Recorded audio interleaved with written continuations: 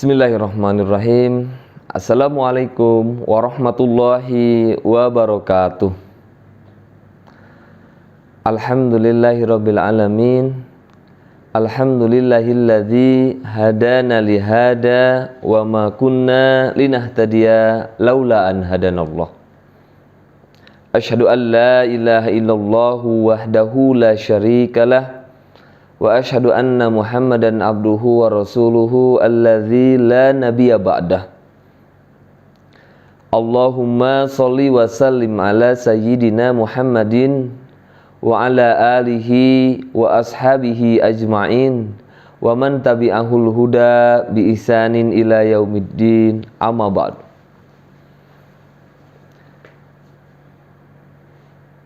Pemirsa, pada hari ini kita panjatkan puji dan syukur pada Allah yang telah memberikan kekuatan kepada kita, kekuatan untuk melaksanakan ketaatan, melaksanakan perintah Allah di bulan suci Ramadan, khususnya melaksanakan ibadah saum, dan umumnya kita melaksanakan ibadah-ibadah yang lainnya. Dan kita diberikan semangat oleh Allah lewat hidayahnya untuk meningkatkan kualitas maupun kuantitas amal ibadah kita di bulan suci Ramadan. Tiada lain itu adalah nikmat terbesar dari Allah Subhanahu wa Ta'ala dari nikmat-nikmat yang lainnya. Pemirsa, pada hari ini kita akan membahas tentang puasa dan kesehatan lahir dan batin. Seperti kita mengetahui ayat atau rangkaian ayat tentang perintah berpuasa di bulan suci Ramadan yang mengkhususkan padanya dalam ayatnya, a'udzubillahi minasyaitonirrajim, bismillahirrahmanirrahim, Syahrul Ramadhan alladzi unzila fihi al-Qur'anu hudal linnasi wa bayyinatin minal huda wal furqan. Faman syahida minkumus syahra falyasumhu. Pada ayat tersebut, apabila kalian melihat hilal bulan suci Ramadan, mulailah berpuasa. Dan di akhir ayat tersebut Allah menyebutkan wali utimma alaihi wa man syahida minkum syahra falyasum wa man kana maridan aw ala safarin fa iddatum min ayyamin ukhar yuridullahu bikumul yusra wa la yuridu bikumul usra walitukmilul iddata walitukabbirullaha ala ma hadakum wa la'allakum tashkurun. Di akhir ayat tersebut Allah menyebutkan supaya kita tergolong orang-orang yang bersyukur. La'allakum tashkurun.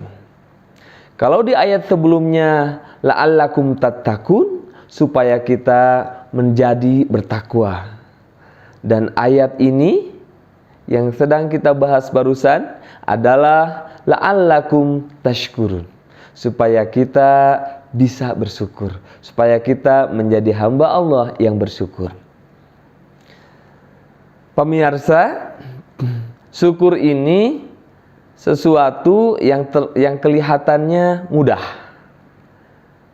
Tetapi kalau kita bahas secara detail, maka syukur ini bisa jadi adalah sesuatu yang mudah tapi sulit, gampang susah.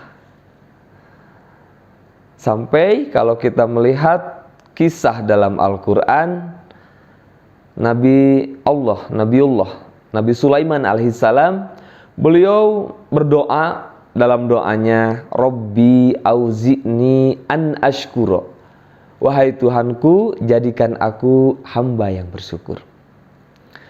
Kembali lagi kita pada judul atau tema hari ini, yaitu puasa dan kesehatan lahir batin. Dengan berpuasa dengan kita melaksanakan saum dengan sebenar-benarnya, mengikuti sunnah dan keutamaan melaksanakan saum di dalamnya, melaksanakan ibadah-ibadah di dalamnya, insya Allah Allah menyebutkan dalam firman-Nya, wa antasumu khairul lakum, bahwa dengan berpuasa baik bagi kita, akan baik bagi kita. Hadis yang cukup terkenal juga, yaitu dalam hadis tersebut disebutkan sumu tasihu, dengan berpuasa maka engkau akan sehat. Dalam beberapa penelitian cara kesehatan tentang badan kita ini, bahkan disebutkan bahwa awal mula segala penyakit dimulainya dari perut. Dan dengan berpuasa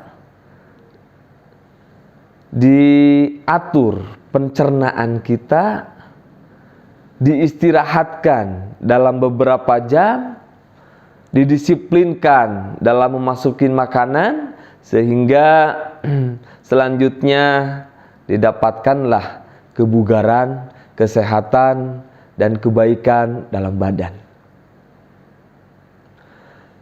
Sebagian di zaman ini sulit bisa jadi untuk diet atau untuk mengatur berat badan, untuk mengatur keseimbangan ideal badan. Dengan berpuasa ini diantaranya adalah diet secara syariah. Bahkan kalau kita mengikuti sunnah-sunnah Rasulullah dalam berpuasa, maka tuntunan untuk diet, untuk menjaga kebugaran badan itu luar biasa akan terlaksana. Ketika berbuka tidak berlebihan, dan makan sahur itu diakhirkan, dan selalu diperintahkan, dianjurkan untuk bermakan sahur, mengupayakan untuk makan sahur. Dan Rasulullah SAW menyebutkan dalam sahur ada banyak berkah. Fa inna fi sahur berkah. Dalam sahur itu banyak berkah yang didapatkan. Secara zahir, fisik badan kita insya Allah dengan berpuasa akan melahirkan badan-badan yang sehat. Sekarang secara batin. Secara batin, saya teringat suatu hadis yang diriwayatkan oleh Imam Hakim, di mana disebutkan padanya, salasun man kunna fihi awahullahu fi kanafihi wa satara alaihi birahmatih fa adkhalahu fi mahabbatih. 3 perkara. Jika 3 perkara tersebut ada pada seseorang, pertama, Allah akan melindunginya. Awahullahu fi kanafihi. Allah akan melindungi dirinya. Dilindungi oleh Allah secara zahir maupun secara batin. Secara zahir bisa jadi akan diberikan kesehatan, akan diberikan kebugaran, bukan hanya sekedar bugar dan sehat saja. Bugar dan sehat ini pun terlaksana dalam semangat beribadah. Semuanya ada dalam penjagaan Allah, sehingga ia tidak terjerumus ke dalam perbuatan yang buruk, bahkan mungkin yang sia-sia pun ia pun menghindari hal-hal yang sia-sia. Walladzina hum 'anil lagwi mu'ridun. Dari hal-hal yang sia-sia ia menjaga diri berpaling dari hal yang tidak bermanfaat. Itu penjagaan Allah yang pertama. Yang kedua, sataru alaihi birahmati. Allah bakal memberikan kepadanya dengan rahmatnya, memenuhinya dengan rahmat-rahmat Allah. Dan yang ketiga, fa'adkhalahullahu fi mahabbatih. Allah akan memasukkannya dalam golongan orang-orang yang diberikan cinta oleh Allah, yang dicintai oleh Allah. Masya Allah, pemirsa, jika dicintai oleh Allah, maka kita tidak khawatir akan suatu kemadaratan, akan suatu kesengsaraan, akan suatu kesulitan. Karena yakin Allah pasti akan membantu. Allah pasti akan memberikan kebaikan yang terbaik. Sekalipun terlihatnya adalah sulit, sekalipun terlihatnya sakit, tapi yakin itu adalah dari cintanya Allah Subhanahu wa ta'ala. Kalau yakin seorang anak kepada kebaikan orang tuanya, sekalipun mendapatkan perlakuan yang sakit, dijewer, dihukum, tetapi ketika dia yakin bahwa ini adalah bagian dari cinta orang tua, ia pun ridho, ia pun senang. Dan begitupun dengan sikap orang-orang yang beriman. Seperti halnya Nabi Ibrahim alaihissalam. Ia yakin dicintai Allah sehingga ia pun meyakini apapun perintah Allah tidak akan menyengsarakan. Apapun perintah Allah tidak akan membawanya menjadi celaka. Sehingga semua perintah Allah tidak ada sedikit pun untuk dibangkang. Tidak ada sedikit pun untuk dipilah dan dipilih. Langsung dilaksanakan. Karena yakin Allah akan memberikan yang terbaik. Karena yakin dengan cintanya Allah Subhanahu wa ta'ala. Apa 3 hal tersebut dalam hadis? Yang pertama, pemirsa, man a'to syakaro. Orang yang diberi oleh Allah, ia mendapatkan apapun dari Allah, dari setiap pemberian Allah, syakaro, ia selalu bersyukur. Ayat yang tadi kita bahas, ketika berpuasa kita menyelesaikan hitungannya, menggenapkan hitungannya, kewajiban-kewajibannya, la'allakum tashkurun, menjadikan kita syukur pada Allah. Maka dengan syukur ini, dari setiap pemberian Allah, terasa baiknya, terasa nikmatnya, terasa cintanya Allah, makin yakin, makin baik sangka kepada Allah, maka ia pun bersyukur, dan syukur itu akan kembali kebaikannya pada orang yang bersyukur tersebut. Faman syakara fa innama yashkuru li nafsihi wa man kafara fa innallaha ghaniyyun hamid.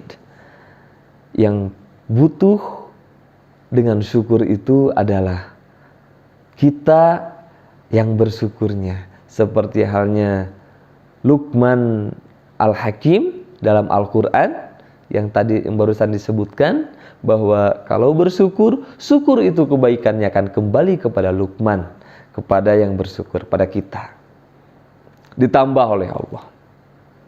Sebaliknya kalau kufur, kalau kebalikan dalam matematik itu dikurang, kalau kebalikan ditambah adalah kurang, tapi Allah mengancam kita kalau tidak syukur bukan dikurang kenikmatan kita, tapi diganti dengan azab. Na'udzubillahi min dzalik. Maka apapun yang Allah berikan pada kita, yakinkan itu terbaik dari Allah, kita bersyukur. Tidak melihat kenikmatan orang lain, karena bisa jadi nikmat tersebut kita tidak tahu dengan fitnah-fitnah yang diberikannya. Karena kalau kita melihat sesuatu nikmat yang ada di luar kita, yang tidak kita dapatkan, yang luput dari kita, menjadikan kita tidak akan pernah bisa bersyukur, akan selalu merasa kurang, akan selalu merasa bersedih, bahkan akan munculkan secara tidak sengaja, secara tidak langsung, mengapa, kenapa, dan lain sebagainya. Saya perasaan sudah berbuat baik, sudah taat pada Allah, tapi kenapa? Bisa jadi itu adalah hal kecil, suudzon pada Allah, buruk sangka kepada Allah, dan itu adalah suatu yang dilarang oleh Rasulullah SAW, oleh Allah Subhanahu wa Ta'ala. Yang kedua, setelah syukur adalah idza qadara ghafar. Apabila ia diberikan kemampuan sebetulnya untuk menumpahkan kemarahan, untuk membalaskan dendam,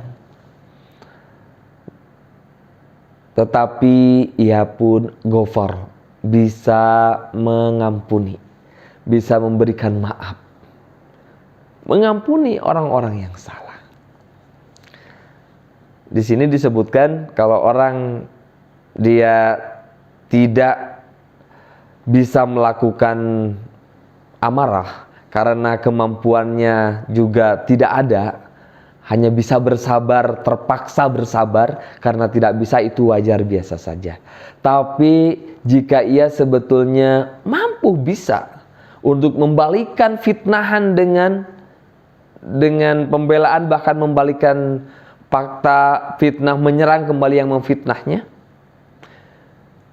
dia disakiti, ia pun ada kesempatan dan kemampuan untuk membalikan kembali, untuk menyakiti orang yang menyakiti, orang yang menyakiti tersebut disakiti kembali. Lebih sederhananya, ada orang mencaci maki, balik lagi dicaci maki. Sebetulnya ada kemampuan dan kesempatan tersebut, tetapi yang kedua dari golongan yang Allah tadi diberikan 3 kebaikan tadi adalah dia memilih untuk bersabar dan memaafkan. Masya Allah. Dan yang ketiga, firman sabda Rasulullah SAW adalah apabila ia marah, ia pun fataro, ia pun bisa menghentikan amarahnya. Ketika ia mau menumpahkan amarah, terhenti, fatar, kotar. Pemirsa, 3 hal ini adalah yang dimiliki orang yang berpuasa di bulan Ramadan. Syukur, la'allakum tashkurun. Qadaro ghafar, karena ia lagi berpuasa, bisa saja ia melawan suatu keburukan, bisa saja ia menumpahkan emosi, menumpahkan kekesalan, bahkan lebih jauh adalah melawan dengan dendam, bukan karena Allah. Di dalam syirah, beberapa peperangan dilaksanakan di bulan Ramadan, tapi itu bukan karena amarah, tapi memang di jalan Allah. Orang berpuasa, disebutkan dalam hadis, apabila ada yang mengungkit atau mengajak ribut, mengajak berantem, maka yang diucapkan orang berpuasa adalah inni shaimun, saya sedang berpuasa. Artinya ia bukan tidak mampu, tapi yang menghalanginya untuk menumpahkan emosinya adalah berpuasa. Dan amarah, emosi yang tinggi, kemudian bisa reda segera, bisa reda dalam waktu yang tidak lama, bahkan seketika bisa reda, seolah suatu panas api lalu kemudian padam api tersebut. Ini yang dimiliki juga orang yang berpuasa. Sehingga orang yang berpuasa secara batinnya tadi dipelihara oleh Allah,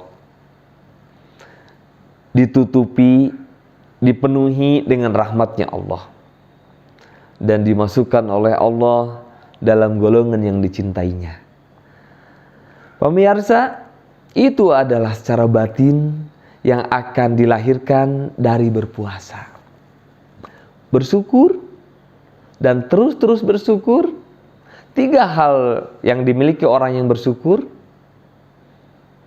1, secara batin, secara hati, orang yang bersyukur meyakini tidak ada yang dimiliki, tidak ada yang didapatkan kecuali semuanya nikmat dari Allah. Seperti hanya hidayah ketaatan, itu pun adalah nikmat dari Allah, dari hidayah Allah, dan itu adalah paling utama. Kedua adalah dalam lisan. Orang yang bersyukur dengan lisannya ia minimal mengucapkan hamdalah, alhamdulillah. Setelah itu ia pun terhindar dari menyombongkan diri. Bersyukur menahan diri juga untuk tidak sombong, dari pamer, dari riya, sum'ah. Ia menahan. Mengapa? Karena khawatir merusak sikap dari syukur. Karena jika sombong, yang dari hatinya asalnya meyakini ini adalah karunia dari Allah, karena dari kesombongan, ini adalah berkat kerja kerasku, berkat usahaku, berkat ilmuku, seperti halnya yang diucapkan oleh Qorun dalam kisah dalam Al-Quran. Qorun ketika ditanyakan, dari mana ini Qorun kau dapatkan sebanyak ini? Qorun mengatakan, innama utitu ala ilmin indi, bahwa yang aku dapatkan ini adalah dari ilmuku, dari kerja kerasku dan sebagainya.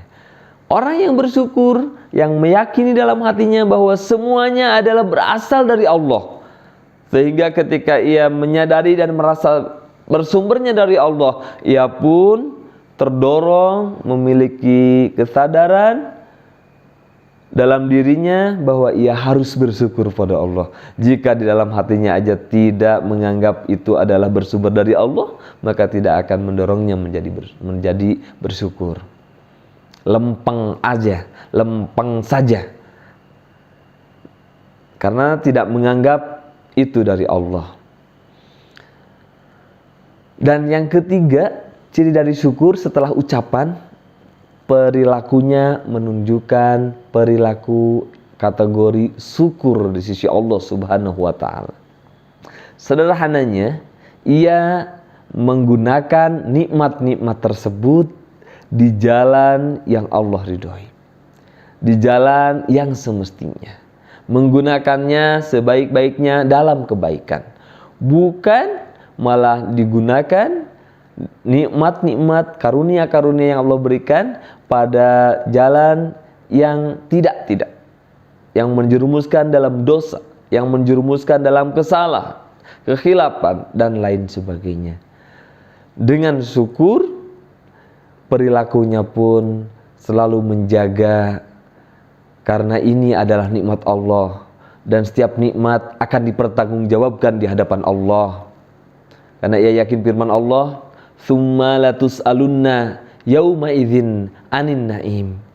Di mana di hari itu Allah akan menanyakan semua nikmat-nikmat yang diberikan. Maka pemirsa, sikap syukur, sikap mengampuni orang lain, dan menghentikan amarah, dan ini dimiliki oleh orang yang berpuasa, secara batinnya dia insya Allah akan sehat, akan baik.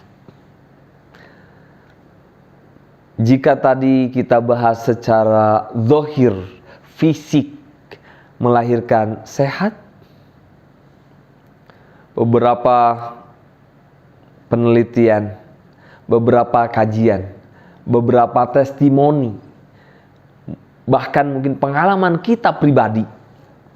Ternyata dengan berpuasa menjadikan kita bugar, menjadikan kita lebih fresh, menjadikan kita lebih bersemangat. Kita secara pengalaman bahkan baik pribadi, lingkungan, orang lain, ketika di Ramadan seolah memiliki banyak ruang waktu untuk melakukan kebaikan. Membaca Al-Quran, Masya Allah, bisa khotam. Bahkan ada yang lebih dari 1 kali, 2 kali, 3 kali, 4 kali. Bahkan 3 hari sekali ada yang bisa khotam. Seperti hanya Rasulullah SAW. Di hari biasa Rasulullah 5 hari atau 1 pekan, 7 hari. Di bulan Ramadan Rasulullah karihul mursalah. Bacanya Al-Quran beliau lebih lagi seperti halnya angin yang bertiup, udara yang bertiup. Dalam melakukan amal soleh khususnya baca Al-Quran. Itu dalam baca Al-Quran. Termasuk di dalamnya pemirsa melaksanakan tarawih, melaksanakan sholat sunnah. Bisa melakukan sholat sunnah padahal di hari biasa seolah tidak ada memiliki kekuatan untuk bisa melaksanakan sholat malam. Tetapi di Ramadan, Masya Allah, memiliki kekuatan untuk melaksanakan sholat, untuk meningkatkan tilawah, bahkan bersemangat lagi dalam ibadah-ibadah yang lain.